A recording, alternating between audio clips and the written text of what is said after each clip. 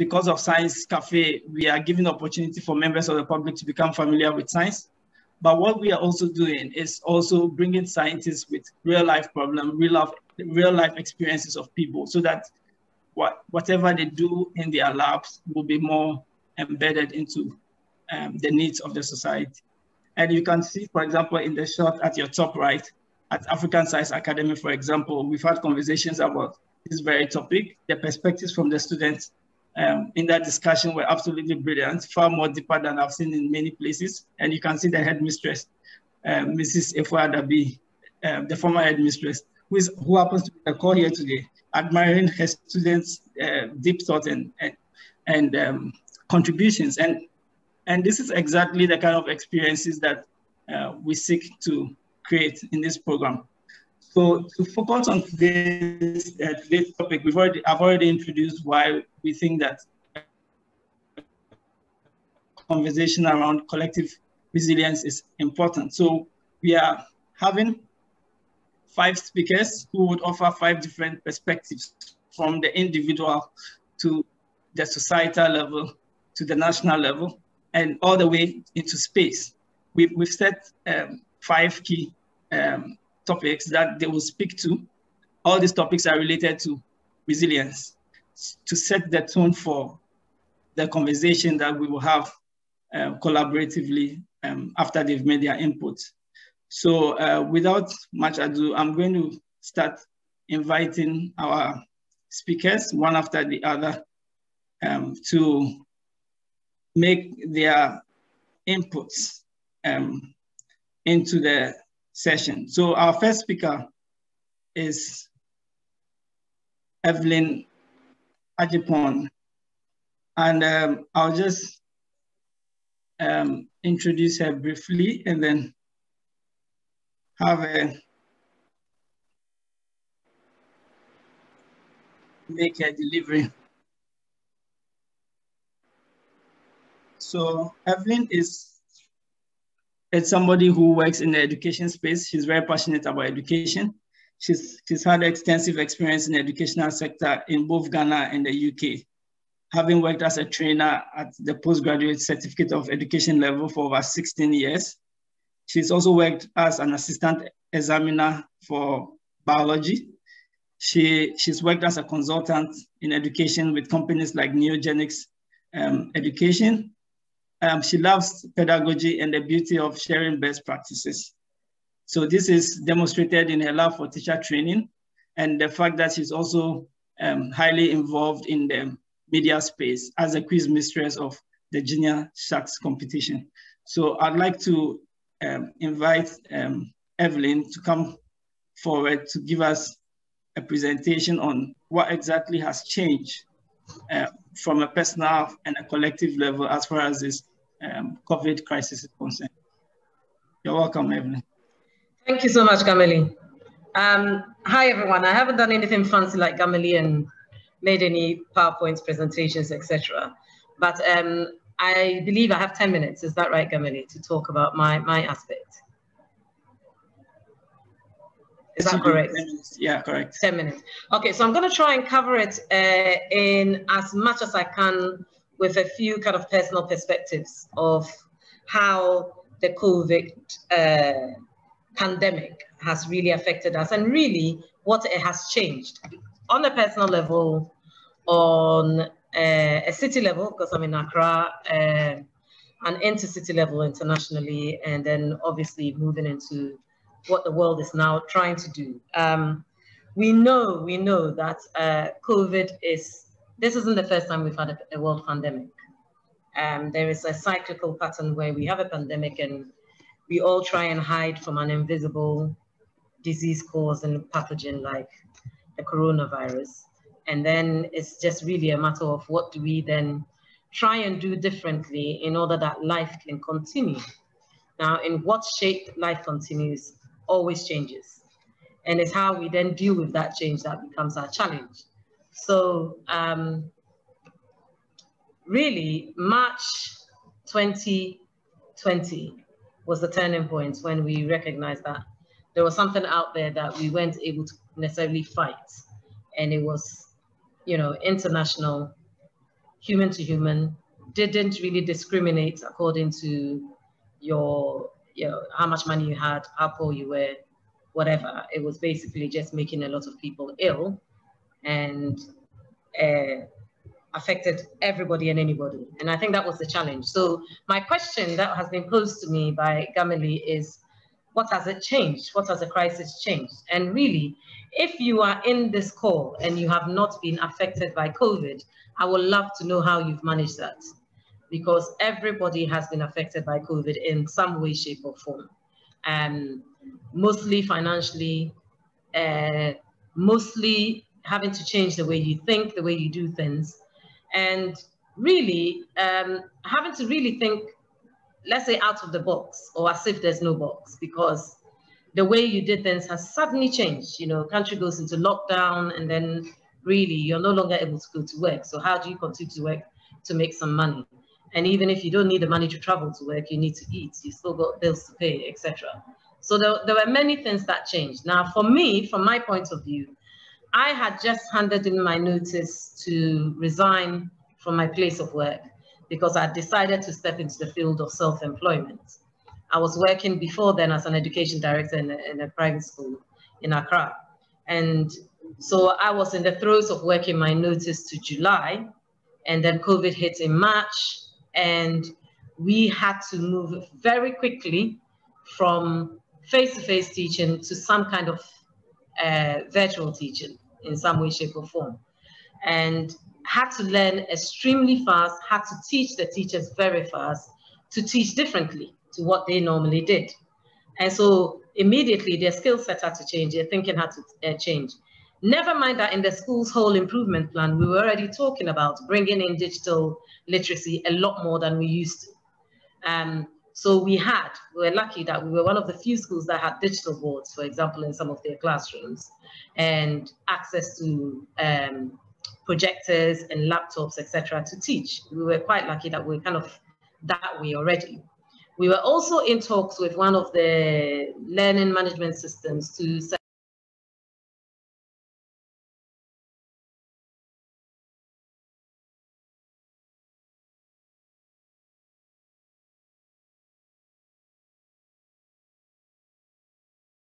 home, but we then had to migrate a huge number of children, over 600 children, onto WhatsApp, because that was the simplest, looking at our clientele, our parents and our children. That would have been the simplest and the fastest way to go. So we moved to teaching through WhatsApp platforms, which was new to everybody, new to me. But we were the senior management steering all of this. So we had to think very differently and very quickly. My role there was to induct our staff on how to teach through WhatsApp. So there's a lot of videos of me kind of giving them some ideas, how to use their smartphones to do PowerPoints, because not every member of staff had the equipment really to even teach using a laptop or a tablet or whatever. So I had to teach them using their own smartphones to be able to use PowerPoint on their smartphones to then teach. And also get our parents to understand the value of what we were doing, notwithstanding the lot of issues that we had around getting them to even pay for that service. There was a lot of wranglings going on. So there's a lot of change going on very quickly. And in all honesty, hugely stressful, extremely stressful. Never mind the fact that I was in Ghana and the majority of my family was in the UK. And the UK's numbers were astronomical compared to the Ghanaian numbers. There could be many arguments from that. You know, my scientists had said they were more tested. So if you're testing more, you're more likely to find out what your actual numbers of infected individuals are. In Ghana, it was more so you presented ill, then you were tested. It wasn't kind of, you know, large-scale testing. So we're getting all these huge figures going on. My mom is still in the UK, quite aged, and having those conversations with her to try and find out how they were all doing. And literally, they were all on lockdown. And, you know, emotional well-being becomes a problem because we do not realize the value of being able to speak to another human being face-to-face. And, you know, the unintentional touching that you do, the shaking of the hand, the tapping on the back, all of these things have now been taken out of the equation. And you're literally in isolation. And in all honesty, that is maddening for your emotional well-being. And so really trying to understand how we think in that new, I will go and use, you know, a well-used phrase, that new normal that we were now in, and trying to function as normal as you can be while staying sane was truly challenging. And so we had the battle with school, trying to teach remotely and trying to get content going through that way, trying to get parents to pay for that service with quite a bit of resistance. Not everybody wanted to come onto the platform.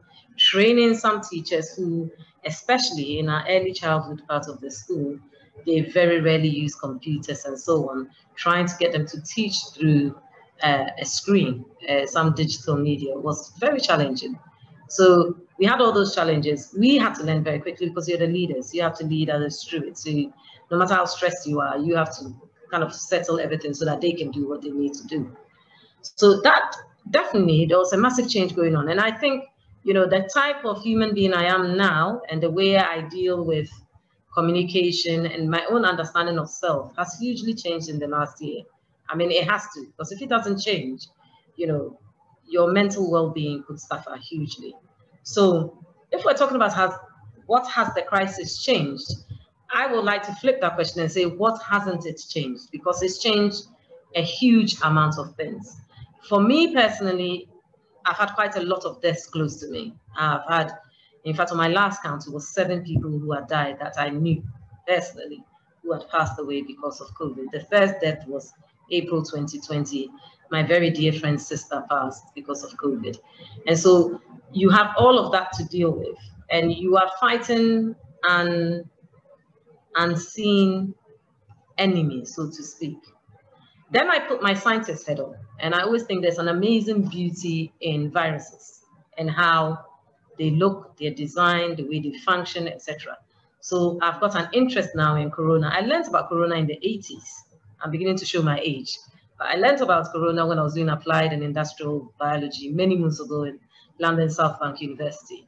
And so I knew of coronavirus, but I didn't know that its ability to be able to be so virulent and, you know, cause deaths. But there was a lot of inaccurate reporting and news out there.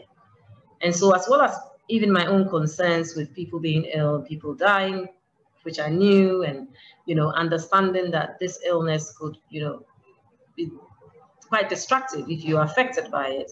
I was also reading around it to be sure that I could help with the education of others about their misunderstandings about what coronavirus actually is and what it does. So I also was doing my own kind of research, looking at all the different variants and, you know, how corona itself affects you. And then, of course, the numbers of people die and, you know, your likelihood of dying from the disease. I myself have a few underlying health things. I was in the, you know, priority group, let's say, for likelihood of dying from the disease. So there was lots of things that were kind of playing around. And then you start to look at how are you going to function in this environment? Well, in Ghana, I did a lot of suddenly moving to buying things on Instagram, online, getting things delivered to the house rather than having to go out. Trying to educate people who didn't quite understand, you know, what was happening. There were people who thought it was all a complete falsehood and trying to educate them. So there was a lot of that, but also relying on other people for your mental well-being. I mean, luckily, my daughter is here with me, so I had somebody in the household to be able to kind of bounce ideas off. But I realized I needed to do something to stay sane. It's probably the only way I can explain it. Because you're hearing bad news, you're hearing all these numbers, you're being told, oh, there's another variant out, and all of these things, and you're kind of panicking about the whole thing. But you're also trying to stay sane because the scientist in you says, look at the statistics, look at the figures, you know, the death rates in particular age groups and so on. Educating parents to also understand all of this was really quite interesting. But the science education aspect of it, since we're in a science space, was what I was trying my best to be on top of and educate people on, because there was quite a lot of panic, not only in WhatsApp groups that I was belong to, but also on TV. You could see that people's understanding really wasn't quite right about the disease. And on the odd occasion that I found myself outside, I was having to educate people. I remember actually having to ask one Uber driver to either stop and let me out of the car or put his mask on, because he couldn't quite understand when I said, you need to keep your mask on. Oh, I'm okay. And I said, I'm glad you're okay, but you don't know if I'm okay. And I couldn't live with myself if I've infected you with something. So can you please make sure you put a mask on? So he would put it on and then we'll move a little bit and then the mask would slip back down and then and I said, listen, make a decision.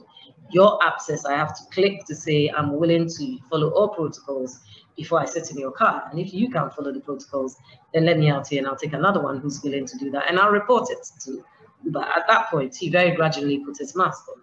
That's just one example. Then you have those who are like, oh, but madam, don't you think this thing is all a lie? They're trying to do is to keep us in our homes.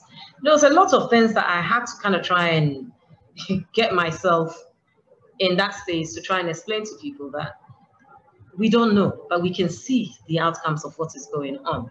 So it's clearly happening. Unless you see somebody who's really ill with the disease, you are being told something is happening. Now, just for the sake of trying to find out for yourself and putting yourself at risk, just protect yourself and protect those around you, your loved ones, so that they are also safe from the disease.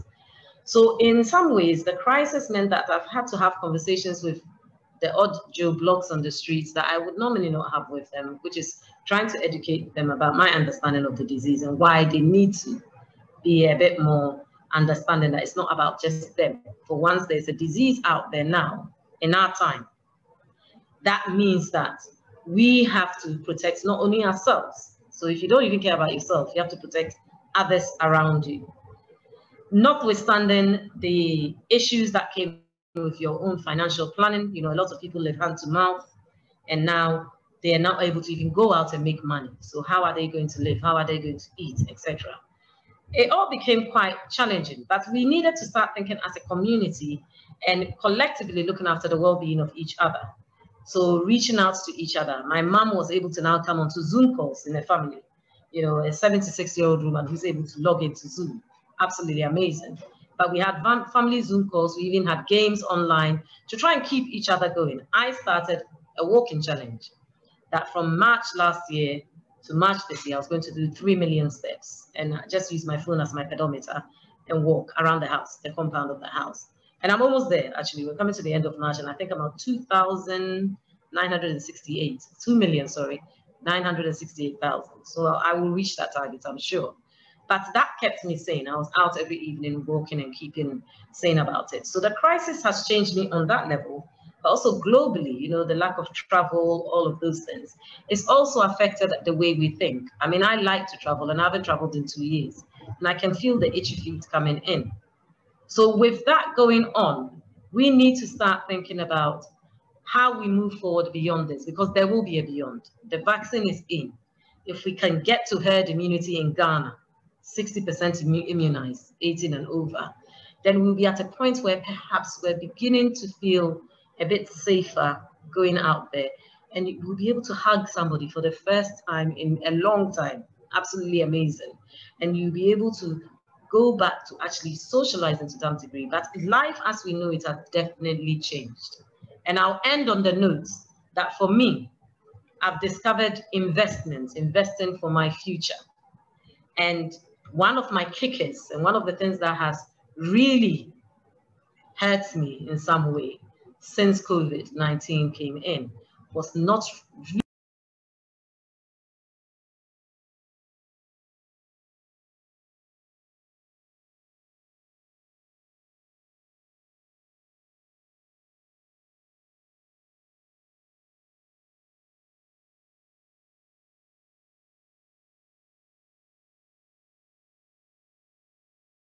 for it.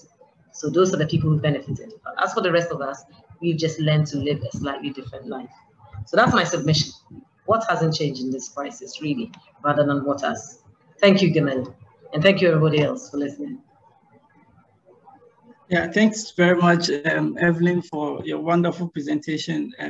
Oftentimes when we are engaged in scientific conversations, we try to talk about the issues as if they are separate from us as human beings and as people. So I'd like to thank you for not only delving into the changes as you may see from an observational or scientific point of view, but also sharing your own experiences as well. So we'll go on to invite a second speaker to take a stab at one of our topics as well. I'm going to invite Atu Ozen Apia to come on with his presentation. So Atu, basically to introduce Atu, I know most of you know Atu already. He's a social entrepreneur, consultant, social media influencer, and a blogger. He has a background in civil engineering and management from MIT and Stanford, but he's more well known for his role at Ghana Think Foundation, where he's focused on mobilizing and organizing talent and also coordinating programs that lead to networking opportunities and also opportunities in mentoring, volunteering, and training for young people. He currently also works as a program officer with the Cosmos Innovation Center. He's worked with Rankard, with Google, with the World Bank, and he's a co-founder of Museke.com. Atu was also a member of the Global Shippers community of the World Economic Forum, and is an avid blogger who blogs at mightyafrican.blogspot.com. So when this conversation around resilience came up, Atu was particularly interested in learning from examples of Ghanaians and Ghanaian enterprises that proved to be resilient in this crisis period. So I want to give you the opportunity to give us examples of resilience as he has identified among initiatives here in Ghana. Atu, you are welcome.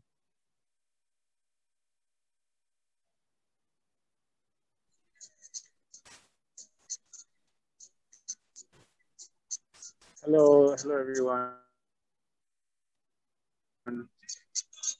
I'll try and make this work, but I'm in a bus going to Kumasi. I hope you guys can hear me. Thank you so much, Gamali, for sharing about myself. For me, I mean, I'm not going to talk too much because of the situation I'm in now, but I just wanted us to think more and more about examples of how people have become resilient in the face of COVID. I'll start with, for us at the Ghana Think Foundation, I think this has been very interesting for us because we've always been working remotely in planning most of our activities, whether it's bar camps to junior camps to even the National Volunteer Day, where people come together to volunteer all around the country. So I think, we built, different skills that helped us to be able to deal with, COVID head on. And even though we've not been able to do our bar camps or our events, bringing people together because of the COVID situation, I always tell people that we are still very busy in doing various things. So we've kind of moved a lot of our networking online. This month, we've been doing a lot of Connect meetups around the Ghanaian dream topic, where people are getting to network. We are hearing people's stories and people are giving advice and mentoring as well. But I also wanted us to look at, a few examples of how people who are doing different things in the country have been able to adjust based on, what we are seeing with COVID. So I wanted to start by talking about one Ernest Chifoji. Some of you might have seen him, and he does a lot of work around, motivational speaking and, helping people work through things. And I've seen how he's been able to kind of like bring that online to do these as Zoom meetups and, have people share their story. At the Cosmos Innovation Center where I consult, we have different startups that are agri-tech startups that, due to COVID, we had to close the office down. They couldn't have their own office space like they normally did. But we went through a number of trainings to help them figure out how to work remotely and how to get things done even in the face of COVID, right? So I think it's important that we look at how, people need to share how they've been able to deal with this issue or this situation.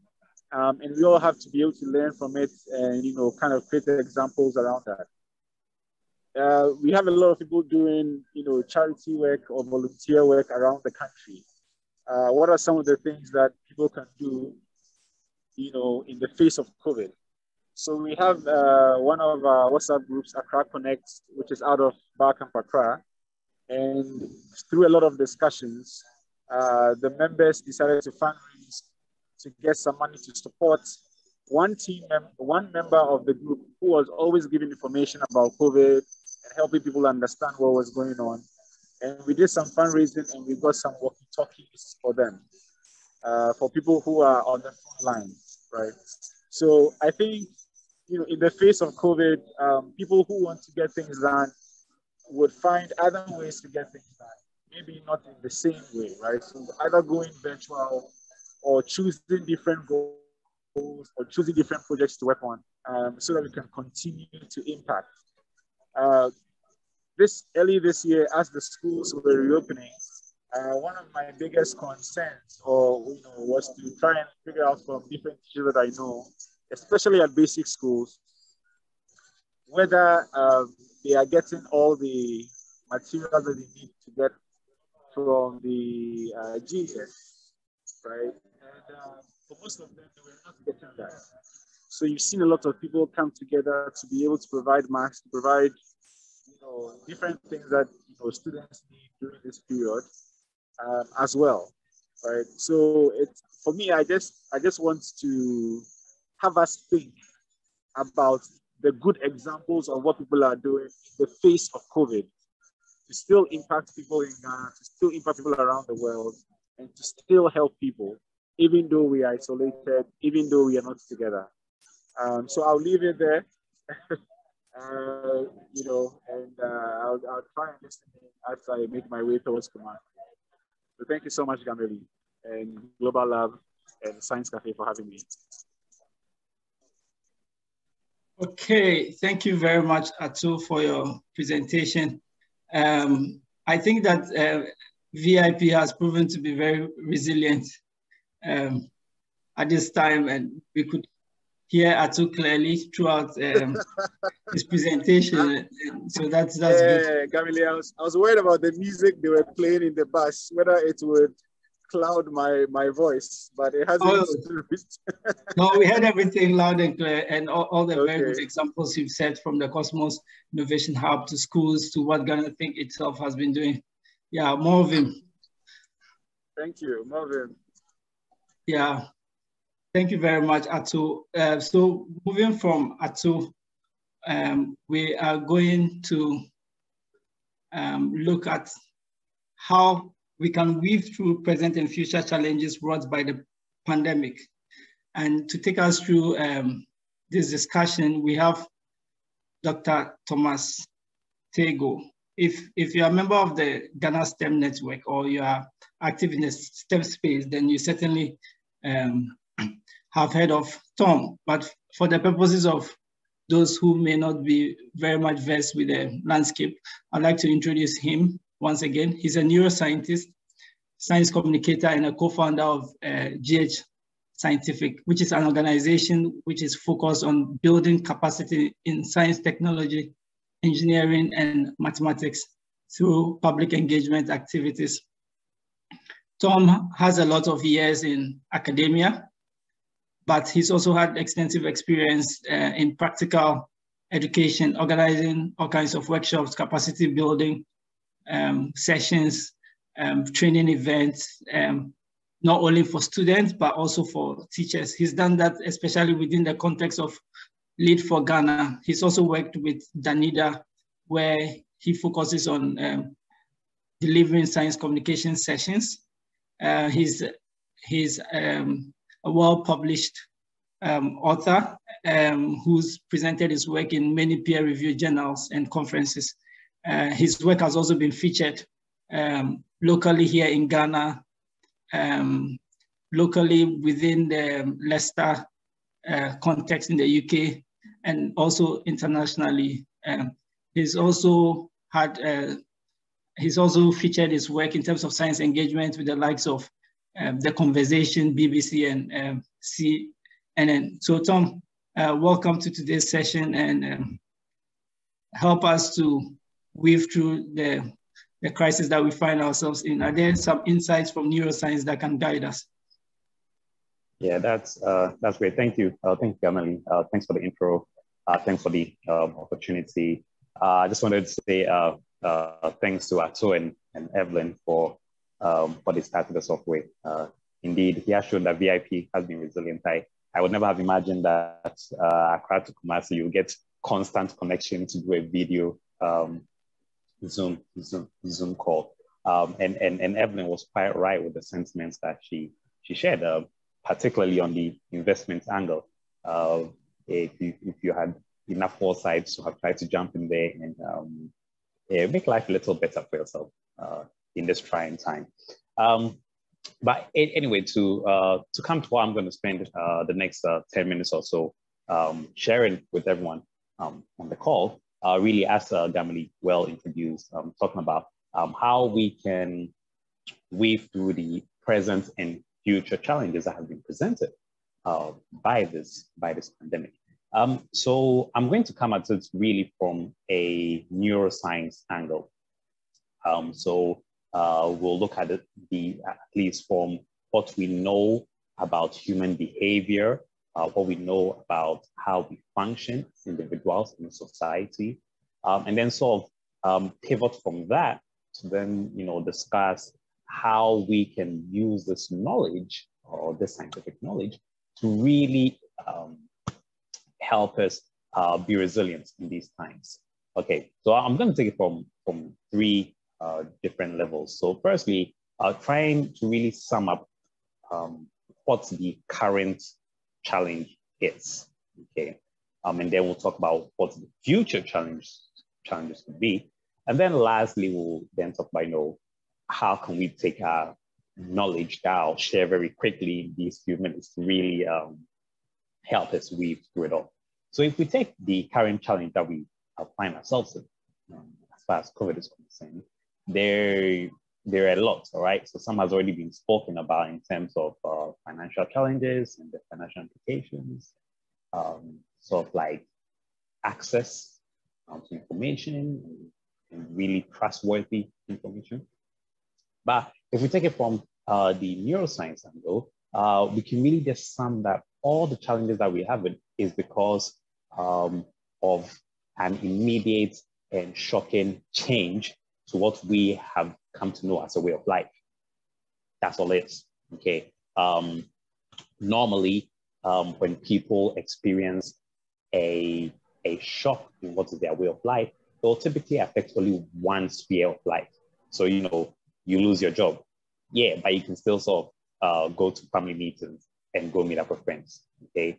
Or you lose a family member. Yeah, but you can at least still earn some money to then contribute towards the funeral preparations, all right? So you lose something in one area or there's a drastic change in one area, but then other areas are normally okay.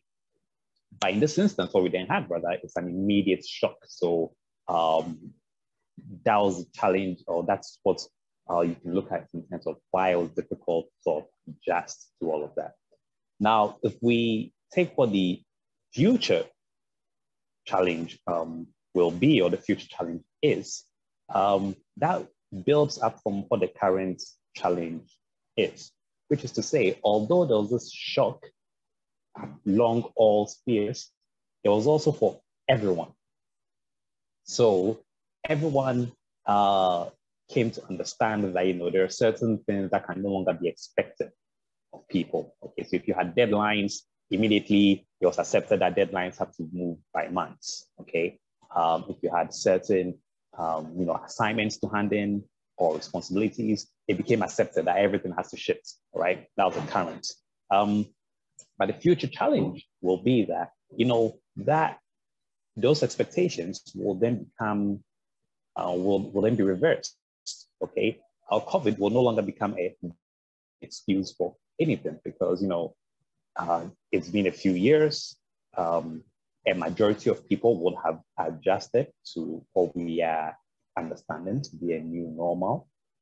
And once majority adjusts, those who are unable to lose that sort of societal appreciation, societal understanding that we are in this together, because some people have moved themselves into a different space, or a large portion have moved themselves into a different space with different norms. Okay?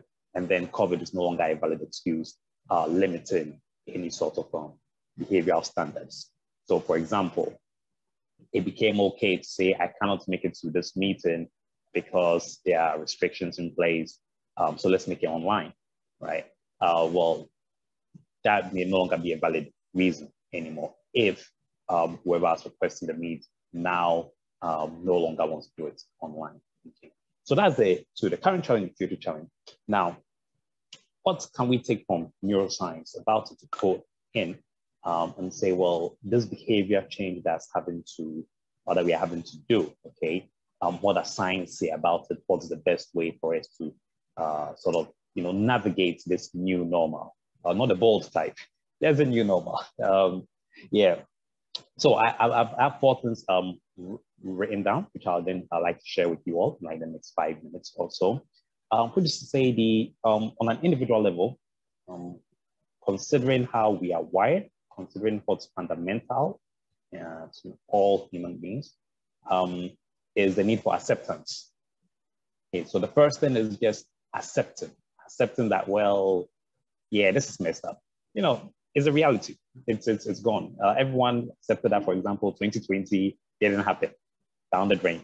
Let's now see how we can move on in 2021 and so on. So accepting that, for example, you may not be able to return to your old way of doing things. Accepting that your usual output may have to be adjusted because now there are other restrictions that have come in. There are other alternatives, just accepting that this is a situation. What research has shown is that, by sort of coming to terms with whatever context one finds themselves in, is then a lot easier for new patterns and new behaviors to then grow and develop out of it. Okay, so for example, anyone who has had to deal with grief would have heard of some of these stages of grief, and acceptance being a very critical one, coming to that new reality that I've lost access to this person. I can no longer engage with them. They're no longer an active part of my life. Coming to that acceptance is a very good stepping stone to move forward. That's one. Three more to do. The second one was to do with how behavior change occurs within people. And that comes from 2 angles, which is the motivational element, which is having the will to sort of change. So if you've accepted the situation, you might then want to actually having the will, the inherent desire to change. Okay? And then the more cognitive approach, which is then saying, well, how? Okay, so I want to, take on new habits. I want to figure out how to navigate this new normal. The next question is then how? Okay, and thankfully, I think based on some of what Axel shared, we can take cues from that. Finding alternative ways to keep doing what you're doing. So I love what the Ghana Think Foundation is doing with their Connect meetups. I even dare to say that it has been really good because now they're having more networking events and more meetups, right, than when we weren't in COVID. It's even more widely accessible. So first, having the will, and then now the how, so say motivational angle, then the cognitive angle. So that's the second thing. The third thing I want to talk about is community. Okay, many of you would have heard the saying that misery loves company. It sounds hard, but it's true, and it's been proven scientifically that the mere idea of knowing that someone else is in the same situation you are in seems to make life better. It helps with acceptance, it helps with moving on. And you can look at it from the angle of humans being social creatures, right?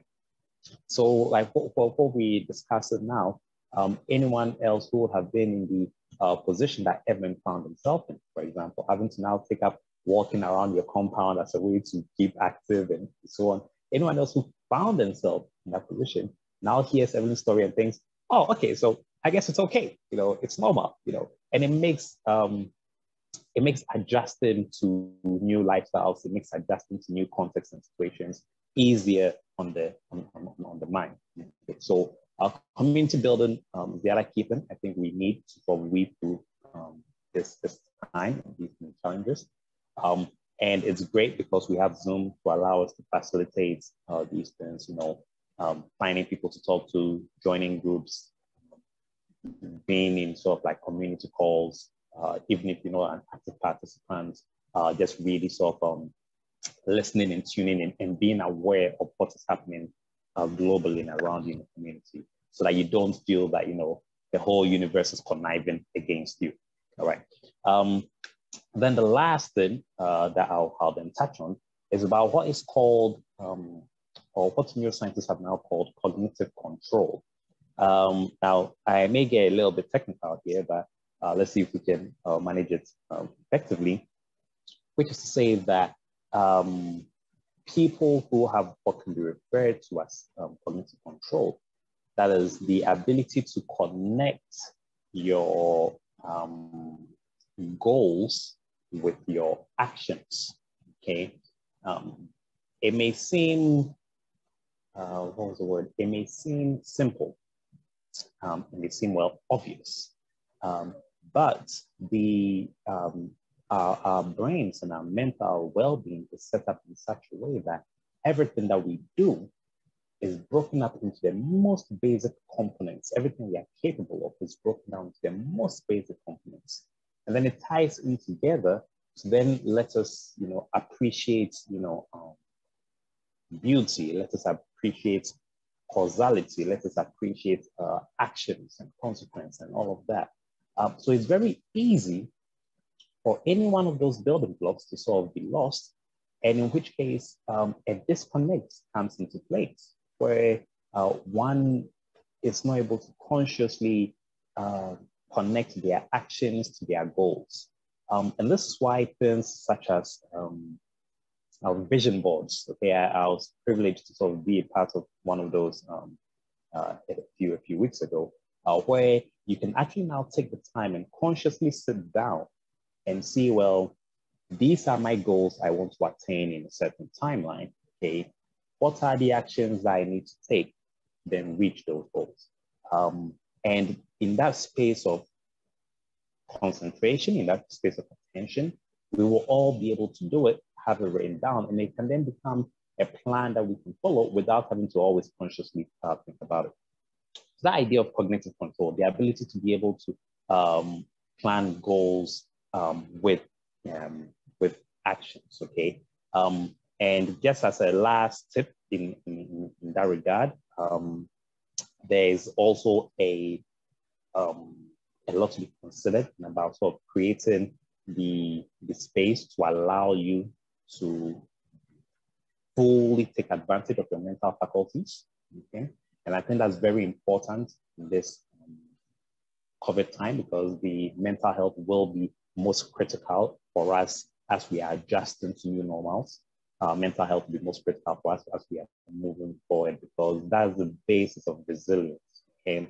Our mental health is the basis of our resilience. If your mental health suffers, your resilience is going to drop. I mean, it goes without saying. So I'd like to just recap it all, which is to say that for us to sort of weave through these challenges that are now and are to come, acceptance, you know, accept the situation that we find ourselves in. Consider your motivation versus your cognitive approach, which is, you know, the will to do something and the how of doing it. Find communities, okay? There'll be various communities doing various things that will be relevant to you, whatever your situation will be, and it will help with your mental well-being. And lastly, engage in activities. So that's number 4. Engage in activities which will help your mental well-being, help you be more productive.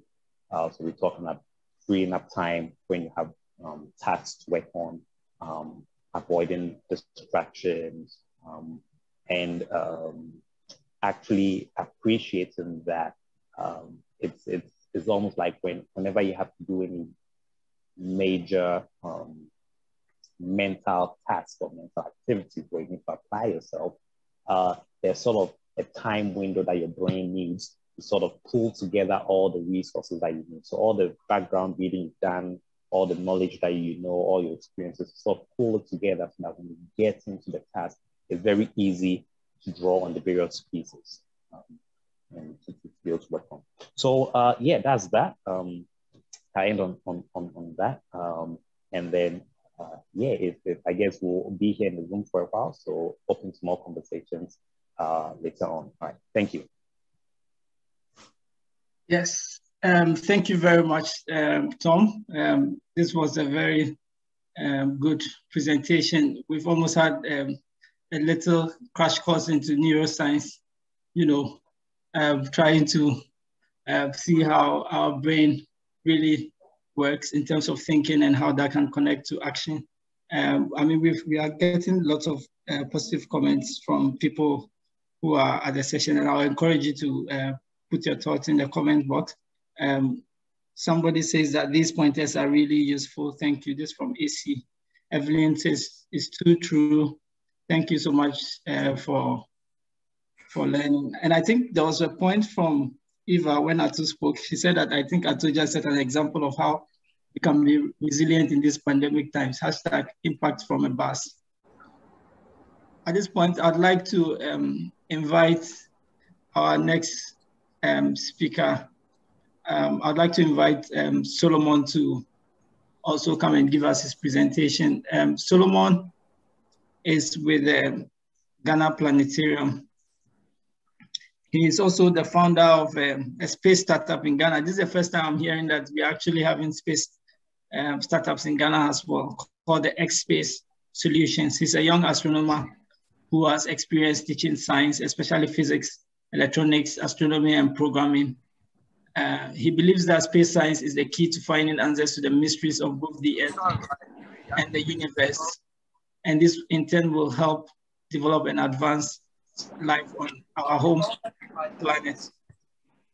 He's part of several organizations. Apart from the Ghana Planetarium Science Center, he's also part of the International Astronomical Union, where he's worked on their schools project, stimulating and inspiring teachers and students in astronomy.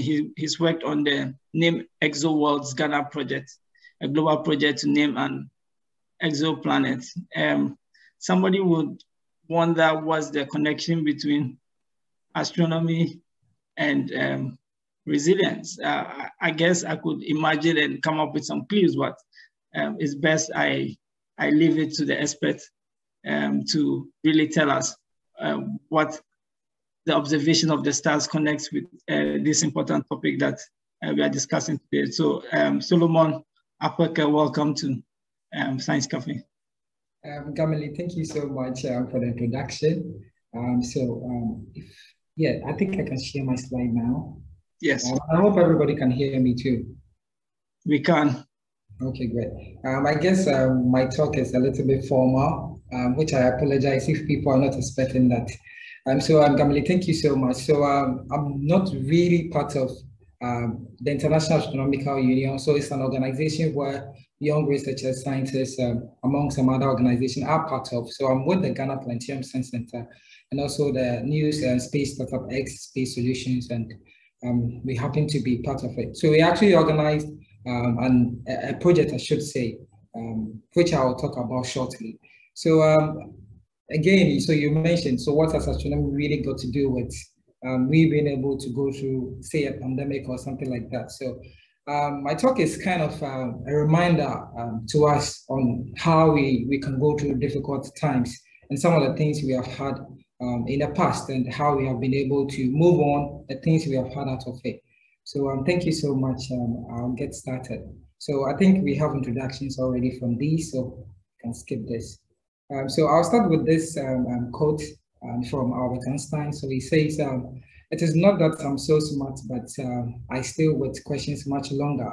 So I should say that for most scientists who really go on to do a lot of work in their respective fields, they usually stay with the various or the very basic questions that usually they are curious about, and that's the only way they are able to go on to make breakthroughs which help humanity. This talk happened to, kind of being in line with the International Astronomical Union's 100-year celebration. So I'll talk briefly about it. So the International Astronomical Union is an organization which promotes safeguard and the science of astronomy. More importantly, they help assign official names to celestial bodies, which is a project that the Ghana Planetarium was involved in, which I also worked on. It was also founded in the year 1919, and hence 2019 being the 100 years since it has existed. So I just want to go back kind of 100 years ago and ask some of the questions that we were curious about. So the very first question is, what is the size and the structure of the universe? How do stars form and evolve? Is there any place else in the universe where we could have life? So these are kind of the basic questions that we asked like 100 years ago. And I want us to go through what we actually were able to learn from these various questions. So kind of talk about the various discoveries, the various achievements that we had in about 100 years ago. So I'll start from the late 1920s to the late 1930s. So this image here, briefly an illustration of what really wowed astronomers everywhere else. So actually we knew our universe was just there, and we didn't really know a lot about it. So in late 1920s, what we realized was most of the things that is in the universe, or galaxies among others, happen to be moving very, very far away from us. And this really wowed us because we didn't really expect that things would be like this. So I'll just use this balloon demonstration to explain what this is. So what we realized was, if you just put dots on the balloon, say partially blown, like you can see in the image on our left, you can see those various dots, let's say representing galaxies. Now, when you blow them up a little bit more, you blow the balloon up a little bit more, you realize that the space between the various dots which represent the galaxies seem to have moved. So what we actually realized in the late 1930s was that not that the galaxies are actually moving from us. However, it's the space between them that seemed to be moving. And this was really remarkable for us to know. So it's a demo you could try home with your kids or something like that. All right, so I'll move on to late 1930s, 1940s. And this was really the world coming back from World War II, which I usually want to think of it in terms of the pandemic. So those were difficult times, and we were kind of wondering how we could go on, which speakers earlier on have kind of mentioned. So I'll just mention some of the technologies we had during this period. So we had advancement in optics, control systems, early computers, nuclear fusion, among others. Also, the International Astronomical Union then was just a small group. However, in this era, we had a few more researchers join, which was really helpful in the development of the field. I'll move on to late 1940s to 1950s. So we astronomers usually say that we are made up of stars. The reason why we say that was, if you observe the things that we have in the universe, you realize that the only way that we have heavy elements such as carbon, neon, among others, form was when we have stars die. And I should say that 100 years ago, we actually didn't know what stars are. We thought they shine forever. They are just there like that. However, we found out that they are similar to us human beings. So they are formed, or they are born in some sense. They live through their lifetimes, and then they die. And it's when they die, that's when these various elements are formed, which we believe we are made up of. So this is just a snapshot about that. So I'll move on to the late 1950s, 1960s. So in this era, we actually sent a few probes to the moon, and then Venus. We also so sorry about that. I had a prompt there. I don't know. All right. So we also discovered one of the early signs which kind of proved the Big Bang theory. So we were able to discover what we call the cosmic microwave background, which is kind of a radiation which we believe, if a Big Bang happened, was actually left over from the creation. So this kind of confirmed what the Big Bang theory is, and that's why it's very, very popular, or I mean, I should say it's very, very well established in our era these days. So I'll move on to so the 1960s. So I think I'll not really mention all these things here. I'll just move on to talk about what most of us know. So that is, in July 20th, 1969, that's when we actually had the very first human being to set foot on a different celestial body other than Earth, which is really amazing, and I'll not talk too much about it. So again, if you are an astronomer or you know a little bit about astronomy, what you realize that if you have a telescope, like the one I have in the background, if you want to look at, say, stars, now these stars are usually very far away from us, and because of the Earth atmosphere, these various stars will look blurry, or they actually interrupt with our astronomical data.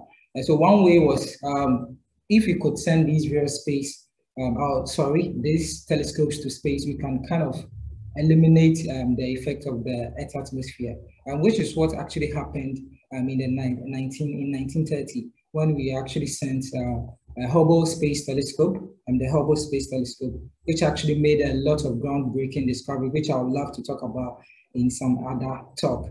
Again, another amazing thing happened in this era. So I'll just go to, so if you could look closely to the slide here where I have my pointer there. So we had spacecraft sent, we sent a spacecraft to space. I'm sorry if I'm saying we. Most of the time I want people to follow, so yeah. So we sent a spacecraft called the Voyager 1. And this spacecraft then was about 6 billion kilometers from Earth.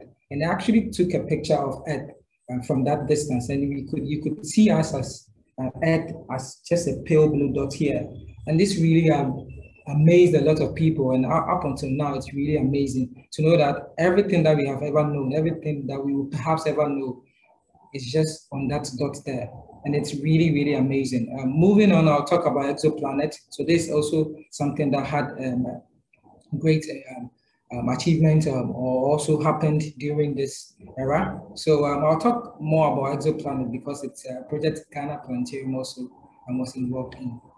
So moving on to late 1999 to about 2007 to 2008, NASA sent a lot of robotic vehicles there.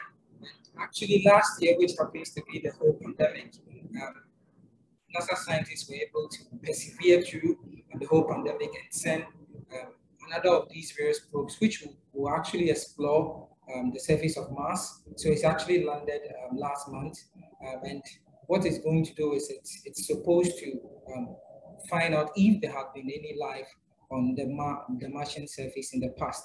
And I'm wearing a t-shirt for it. So yeah, I understand that the pandemic has been crazy. However, we still did some good work, which is just to carry on the theme that we have had in this talk so far. Again, I'll move on to something also very relevant that we knew in the year 2002. So we know our planet is part of a galaxy. And this galaxy has other billions of other stars, which perhaps have planets around them. However, we didn't know that they have what we call black holes in their center. And actually now we know that any galaxy that you have would have a central or will have a black hole in its center, which is really, really amazing for us to know. And I'll move on to this. Early 2010 to 2018 or up to almost now. So I've picked this here because it's my personal favorite.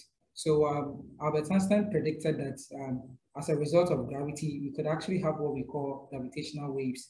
And when this news broke, I was still in lectures, which is really amazing for me. And not just because it's something that has been predicted, but it's something that's actually proved that Albert Einstein's theories on gravity is something that we should really look to. So this is really amazing for us to think about. So now, as we speak, we have had a lot of infrastructure development. We have been able to build the biggest telescope ever, which is Arecibo in the first image on our top left. And we have had a lot of other things that have happened through this whole 100-year period. So I've kind of tried to summarize this whole thing there, and I hope we were able to go through with that. So I'll just compare some of the things we knew 100 years ago to the things that we know now. So I'll just pick a few. So the distance that we can actually make observation optically then, or 100 years ago, was about 2.5 million light years. However, now we can actually have something close to 32 billion light years, which is really incredible for us to think about. And also we knew about asteroids, we know they are there. However, knowing about which of them could cause harm to us, we didn't really know a lot. However, now we actually know over 2,000 of these various asteroids. And then finally, on that, we knew our solar system had Earth and then other planets. However, that's all we actually knew. However, now we actually know that there are 4,000 plus of these planets, which is really amazing. So I'll just compare some of the questions we asked again 100 years ago. So we asked about what the universe is. Is Earth the only planet you could actually have life on? How does the sun function and things like that? And I should say we have been able to find answers to some of these questions, which is really good. However, again, in science, questions keep coming because of the questions we have previously asked. So now we are asking, could it be possible that we have another universe somewhere? Could we actually find what we believe will be the theory of everything, the theory that will kind of explain everything that we observe? Is it possible that we can actually interact or detect any extraterrestrial life anywhere? So these are big questions, and I should say again that the questions that we asked 100 years ago then seem to be very crazy. However, we have actually been able to go on, despite world wars, pandemics, or whatever, we have still been able to kind of find answers to them, which is really important. So the questions we're asking now, I think it's good, and it's something we should carry on to go on with. I'll finally end by talking about the name ExoWorld project, which was a global campaign organized by the International Astronomical Union. So the IAU gave opportunity to countries to actually name a planet and then a star, which is, let me say, an exoplanet. So that's a planet outside of our solar system, which orbits another star other than our own sun. So Ghana had opportunity to take part, and at the end of the contest, and people decided we should name the star Sika, which is in Ewa means gold, which is related to Ghana's principal export, and then also name the exoplanet Ton, which means earring. So I hope you enjoyed the talk. I'll end with this statement by one of my favorite physicists. So he said, so that's Richard Feynman. So he said, we are at the very beginning of time for the human race. It is not unreasonable that we grapple with problems, but there are tens of thousands of years in the future. Our responsibility is to do what we can, learn what we can, improve the solutions, and pass them on. So though we might be faced with a global pandemic, I think we should still go on. Problems will keep coming. However, it's very, very important we go on, because it's only in this overcoming these problems that we can make our future good. So these are a few references. If you want to know about the new space startup, you can check these links. These are the social media handles. If you want to visit the planetarium, you can always call us on these various numbers. For any inquiries, you can contact this. And I'm sure most of you know Sarah. You can also reach her and then find any information. Also, if you want to know about the space startup, that's the website.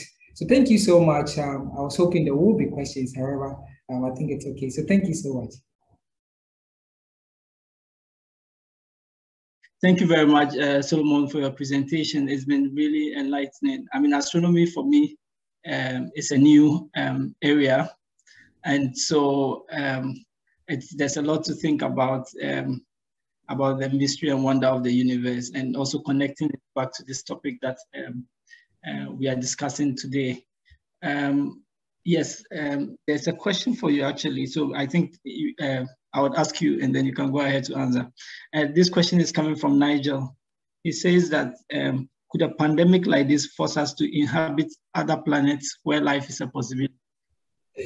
Yeah, so that's amazing. We have had some of these questions being asked.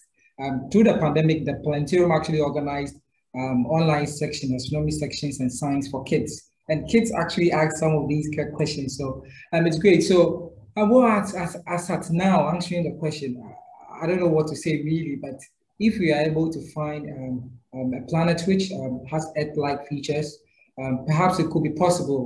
One of the restrictions, actually there are a lot of restrictions, but one of them is that it takes a lot of time for us to move from our planet to any other planet. For example, it takes 9 months to move from Earth, approximately 7 to 9 months to move to Mars. So it means we have to learn how to keep people alive for those long duration journeys, which is something we can't do now. We don't know how to do yet. We also have to make our spacecraft faster, which means we can cut those times. So yeah, maybe in the future we would do, I believe strongly. However, as of now, I think that's what it is. Yeah.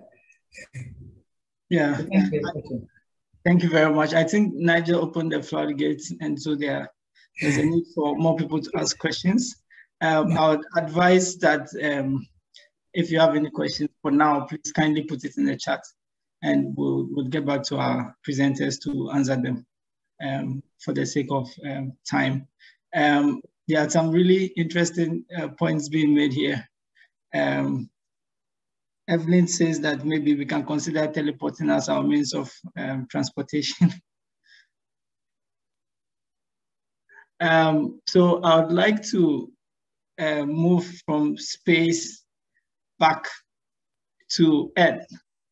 And whilst we are on Earth, somehow move from the confines of our thinking to thinking more positively and more proactively, and thinking in a way that helps us to take advantage of this, to help us thrive in the situation we find ourselves in, and still be able to take advantage of opportunities that are open to us. And to help us walk through this path is a man who has endeavored in his various pursuits to go above and beyond to make things happen. He has really interesting perspectives around this COVID issue. And I think that is very important for us to explore what it means exactly to be able to position ourselves in a way that we are able to utilize opportunities that are available to us for a better future. So the person to take us through this topic and through this talk is none other than Cecil Senanutako. So by way of introduction, Cecil is an authority in the use of technology for self-paced learning in Ghana. He's a founder of eCampus. He's also the co-founder of EIL and Sold Up LLC. He's worked with 2 universities where he's lectured, also works as a corporate training consultant when it comes to technology. His academic background is in computer science and also in business management. He was an MBA in entrepreneurship and global business sustainability. He's an alumnus of Singularity University, that's specifically GSP 17 at NASA Research Park in the US. So Cecil, welcome to today's Science Cafe. We are very keen to hear what you have for us. Hello, guys. I would want us to look at this from a very different perspective. You know what I mean? I think the pandemic is one of the greatest things that's ever happened to humanity, as far as I'm concerned, because decisions that we were supposed to make 50 years ago, 30 years ago, our leaders were procrastinating, our parents, anybody who was in decision-making position were procrastinating. But then in 24 hours, when COVID hit, very high peak in 24 hours, we were able to execute those things. So where was leadership before then? So those are things I wanted to look at. So I'll give you an example.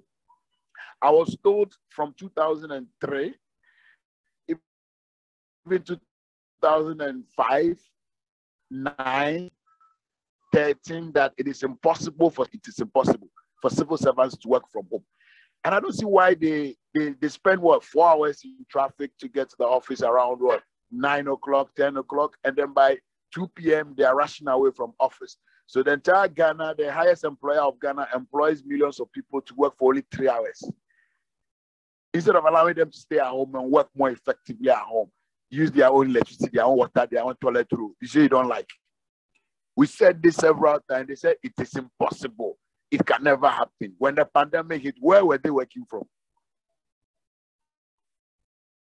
So something that could have happened and saved Ghana a lot of taxpayer money and improve our productivity, we delayed it for 60 years thinking it is impossible. It took a virus for us to start being the leaders we're supposed to be. So that's one perspective I want you to look at it from. The second thing I want us to look at carefully is, that's from my own experience or my own, like my child life. We've been trying to introduce technology into how we deliver learning or how we deliver education in this country. I personally joined that wagon as early as 2002. We tried every trick in the book. It doesn't seem to take off. Now, when the pandemic got to its peak, all of a sudden, these same people thought that they could just plug and play and have full e-learning in swing. It doesn't work like that. Yes, you can do a couple of Zooms here and there. You know what I mean? You can share some slides here and there. But to have proper e-learning systems in place that will take into account assessment, pedagogy, you know what I mean? Measuring the performance, getting data to inform teachers on how to really change their way they deliver. It doesn't happen overnight. You refuse to invest in infrastructure. You refuse to prepare your teachers, teacher training colleges, the ICT courses they do at teacher training colleges. I am yet to see them being taught how to use basic tools that exist, free tools, to create and deliver content. Training school was there before the pandemic. Then all of a sudden, you expect teachers to be magicians and just figure out how to migrate online and have effective teaching and learning. That's not going to happen. It's not going to happen. And we need to be very critical about this. I'm happy because the pandemic has hit now, maybe instead of another 50 years, it might be 5 years and it will happen. Because without a pandemic, trust me, it would probably take another 50 years for some of these things I'm saying to happen. So another point there, why the pandemic is the greatest thing that happened to us.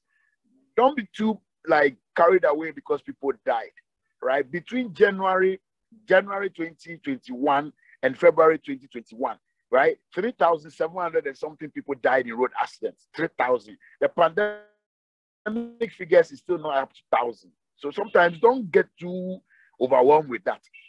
Your roads that they collect tax from you to do. It killed almost 4,000 of you between January and February. Just this year, nobody's talking about that. The pandemic that locked down your entire economy, shut down your airport, is yet to kill up to 1,000 people. So sometimes you need to put those things in perspective. Another point I want to raise here is Wednesday, I became 38 years old. For the first time in my life, I see my leaders pay attention to our healthcare infrastructure because they couldn't airlift themselves and their family to South Africa, London, and go to get healthcare. So for the first time ever, since I became mature and I can think with my head properly, they are beginning to prioritize our health infrastructure, which is good. But get the downside for me, which is also a good side if we think of it differently, is how many health tech startups do we have? Or how many health tech SMEs do we have? Because there were no investments in that sector for so many years, nobody wanted to invest in technology for that sector. So now that the investment has come, there are gaps. And we, the natives, can't grab it. So we need to get people from India, people from, China and Europe who their economies were investing in the health infrastructure, which then encourage young startups or young people to build such technology to help aid healthcare delivery. They now have to come and help us integrate their systems for us. But hopefully, with this space opening up, I'm sure more health tech startups are going to spring up, and then I hope government works with them. So that's another point I want us to put into perspective. I want us to at least pay attention to is nutrition. Before the pandemic, it was okay to just wake up and go get a watch it, and it was school, right? Or you can just go get your fufu, get your banku. And I've been asking myself, 3 weeks will pass, and you watch yourself. Okay, so what have I eaten? Okay, watch it, fufu, banku. There may be yam. Then the next day, watch it. There may be rice. So is that the only kind of food we have in this country? When the pandemic hit, then I realized, oh, you can actually have better meals, because now I am not on the run, spending half of my life sitting in traffic, waiting till I'm super, super hungry before I dash into a restaurant and just buy anything I can lay my hands on. Now we have time, we're home, we could make food nutrition decisions. And I can say my hair has grown way faster during the pandemic than it has ever grown pre-pandemic. I don't know, maybe the nutrition has changed. I'm resting well. I'm not stressing up and down in Accra. I'm not inhaling a lot of carbon monoxide. So maybe I'm beginning to, people say I'm look nice boys of late. So if you look at it from that perspective, if it takes a pandemic to improve the nutritional value of our citizens, of our people, I think it's a great thing. Then it should happen again. It's a great thing. Now, people are paying attention to nutrition, and it shows you how things like contumely and basic things that are so affordable and all around us are better than you going to buy your sushi or whatever. The final point I want to raise why I think the pandemic was super cool is that, look, we claim Ghana, we are not there. Who manufactured the stuff? Look at the speed with which we were able to manufacture basic things for ourselves. PPEs, all these creativity to hand washing devices. You know what I mean? Basic things that before the pandemic, they were spending billions of dollars to import into this country. In 1.5 months, they were assembling lines, producing these things right here in Ghana. So I want to end with this question. Where was leadership before the pandemic? Where was leadership before the pandemic? So if you take a pandemic for less than 1,000 people to die in Ghana, for our leaders to start behaving like leaders, then I want another pandemic. Thank you for your time.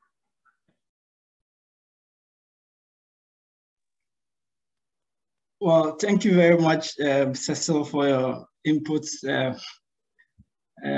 Playing the devil's advocate. I would not want another pandemic at all, if you ask me. But yeah, you've raised a lot of issues. We are talking about the fact that we are finally adopting digital education. We are finally adopting investment into health technology. We are looking at things like remote learning, big topics that have come up now.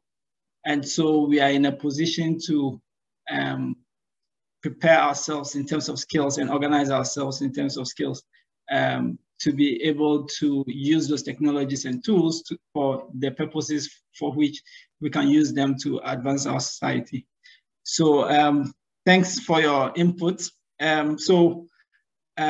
are done with the various input statements. We will now proceed to have a discussion on the last big topic that we have, but then I'll give the opportunity for 1 or 2 questions. If you have any question for any of the speakers, 1 or 2 questions, we'll take them before we go into the conversation. There's a comment from Tom here. I'll just read it whilst I'm checking my checking the chat box for any questions. Says that interesting perspective. We have been forced to do things differently. I certainly agree with that. Evelyn says the excellent perspectives from Cecil.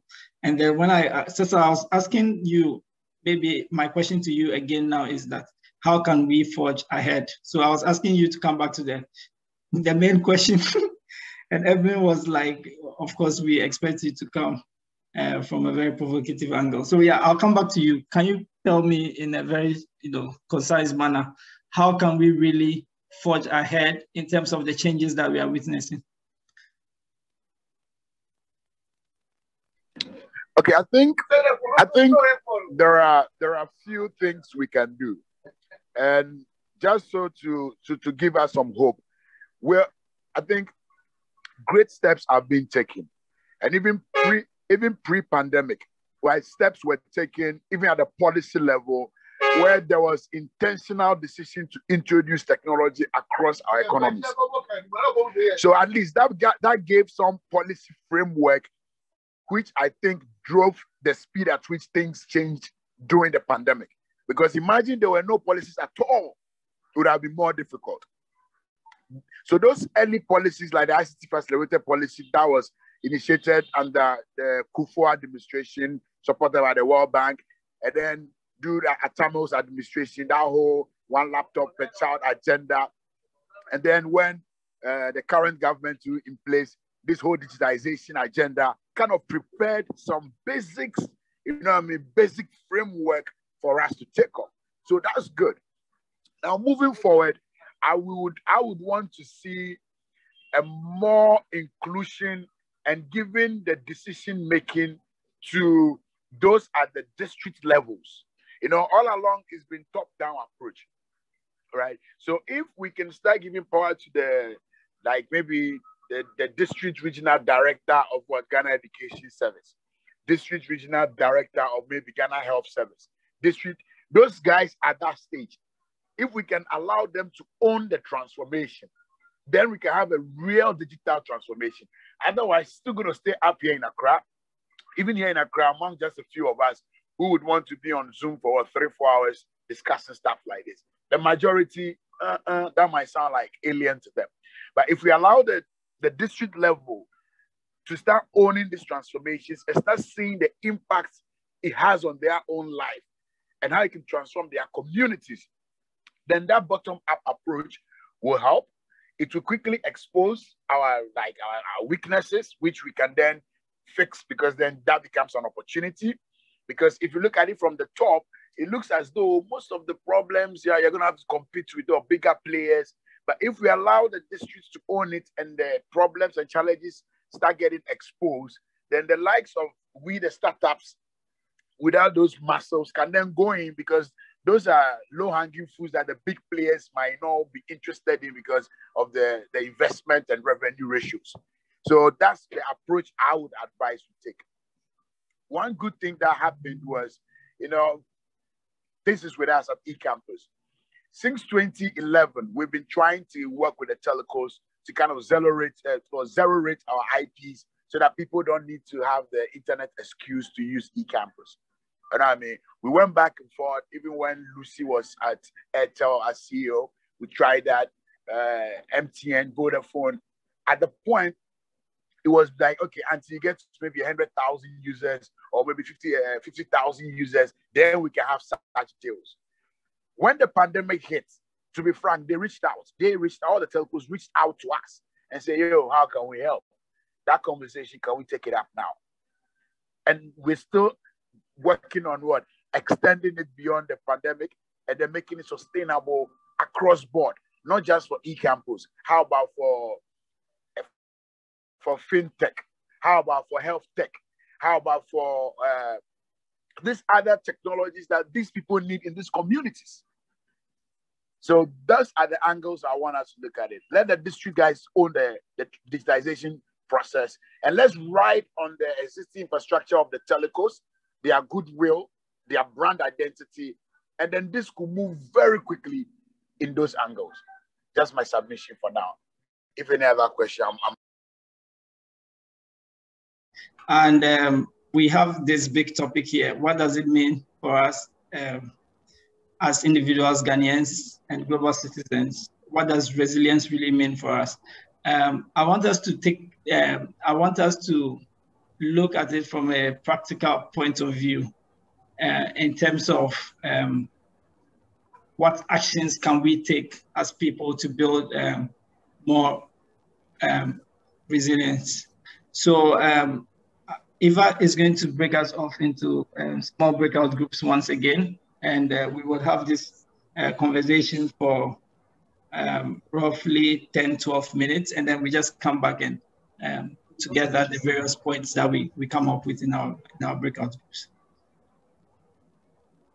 We've had perspectives from people across board, and then also we've just had the opportunity to have breakout discussions around that. Richard Joseph put a comment here. He says that Gamali in Accra drops off whilst Ato and Cecil has stable networks in transit. There you go. Yeah, sometimes I also face challenges with the internet. It's not always smooth sailing all the time. So I would like to invite people from the various groups to now come forward and share with us some of the key learnings and insights that they had in their small discussions. If we can have one person per group. Okay, whilst we are deciding, I would invite Evelyn. I think Evelyn was a champion of our group. Yeah, because Evelyn talks a lot. That's all it is. Evelyn talks a lot. That's all, really. Let's be honest. I think we kind of talked about personal perspectives and also the cultural shifts that has happened in COVID times.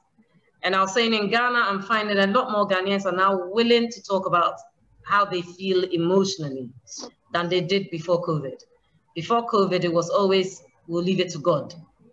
But now a lot more people are willing to actually discuss, I'm feeling a bit rough, I'm a bit worried about my family.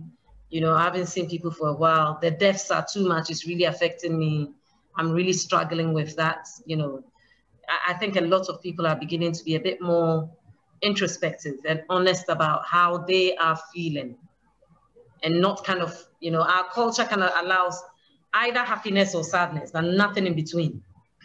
So you go to the funerals and cry, or you're drinking and you're dancing. There's nothing really in between that says, actually today I'm feeling a bit, I don't know which side of the bed I woke up on, but I'm feeling a bit rough and I really want to discuss things a bit more. And I think that's what we were talking about. And I was saying, working in schools specifically, and more so now in primary private schools, when the children came back from lockdown after 8.5 months, the two things we noticed was they had lost all their social skills, almost all their social skills. And we were now having to teach them to actually manage their emotions.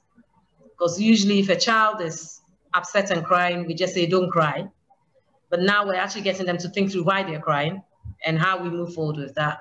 Because resilience is key. Because if they're not resilient in these times, you know, you die, in inverted commas. You kind of fall to the bottom. So it was how the resilience came into our conversation. But we didn't get too far. We were kind of getting to know each other first and then talking. So that's it. I don't know whether Rick and yourself want to add to that, but that's where we got to. Yes, I think that what you've said is absolutely what we discussed in our session. The fact that we have to take feelings more into consideration. I mean, Rick also did make a point about being very intentional about physicality and mental health, which was also very poignant to make in this discussion. Okay, is there any other contribution or input in terms of building resilience from another group apart from ours that we can, you know, add to the learnings? Yeah, this is Leo. I don't know which group I fell into, but I had Mina and also possibly Richard in our group. Sorry, Rich, if I got the name wrong, apologies. But I think for us, we went slightly off topic. Okay. I know the topic was how can we build resilience under the lockdown? But we took it from a different angle, which was like, how could the commercial sector have better prepared themselves for the next pandemic, such that they can take full advantage of the situation to basically build the necessary infrastructure. And we were looking at, or I certainly was interested from the perspective of the likes of Jeff Bezos of Amazon, in terms of how online retailing actually really is what drove the world and held the major economies together under the situation that the world found itself under the pandemic. So for me, yes, let's build resilience and let's try and support one another. But you see, interestingly, Ghana and Africa as a whole, I think because we've got a wide family network, typically mental health and I guess the whole idea about supporting one another, I don't think is so much an issue compared to, say, in the Western world, where you've got so many people living on their own, and therefore resilience is certainly a much bigger deal. So you would often find organizations like my organization, for example, where the leadership always makes sure to basically communicate those messages very loud and clear, cognizant of the fact that in this very society, there's so many, to use, or for want of a better expression, so many loners, people who either live on their own, out of relationships, in so many different varieties of existence that we have in the West. In those areas, I think resilience was more of an important topic compared to, say, our part of the world, in Africa, where, society is much more together, So for me, yes, it was an interesting question or topic, but I kind of looked at it from a different angle, that particular topic is more relevant or most relevant here, not more relevant, most relevant here. Of course, it is relevant anywhere in the world, but particularly here. So I looked at it more as a question for the Western world. Dude, go to Nana. Go to Nana. Please. Sorry about that. My son tried to get some water from the fridge room. So anyhow, in our breakout session, I kind of went off tangent and looked at it as in how the business community could better leverage the situation that we found ourselves and build the infrastructure of today in preparedness for tomorrow. Because there is a saying that you roof your house when it's sunny, not when it's raining. So how can the business sector actually better leverage what we went through, build the experience, and therefore build the resilience, if that answers your question? So in this case, not so much human resilience, of course, human resilience, but resilience in general, including business resilience. That's how we look at it. Well, thank you very much, Leo. This is very incisive. And I think that you've actually summed up the core of our discussion today. Indeed, resilience cuts across fields. It's not just about individual, it's also about business, it's also about society. And that's really what the discussion is about. So instead of you saying that you've kind of deviated from the discussion, you've actually taken the discussion into the right direction and brought the perspectives that we really needed to think about and share in this conversation. So I'd like to thank you so much for your input in that direction. Okay. We've also had some comments again from various people. I just want to read them out. Maybe they are not willing to speak out, so I just want to read them out. Rick says that the impact on children has been massive. There's a real need to support children to learn how to express emotions, to grow with their emotional intelligence. This was something that was emphasized in our discussion. So I think Evelyn was pushing back to Leo a little bit by saying that cities in Ghana are becoming more like the West. but we generally have more physical space to move into. That's very true indeed. I mean, I live alone here in Accra. I lived alone when I was in Berlin. When COVID hit at that initial moment, it wasn't a very easy experience for me. For someone who likes to spend time by myself and do my own stuff, just taking the option away from me to go out to socialize was really devastating. One would have thought that would have been comfortable and there would be no problem. In addition to just not having access to people and having access to help if you need it, was very difficult. Here in Accra, it feels slightly different in a way, but obviously the same situation could happen to somebody right here in this city. I think there's a conversation also going on between Justina and Eva, and there's a point here being made that in research with digital opportunities trust on how young Africans have been resilient, we found out that more men were affected by the pandemic than women relatively. Wow, that's really interesting. Eva, would you want to?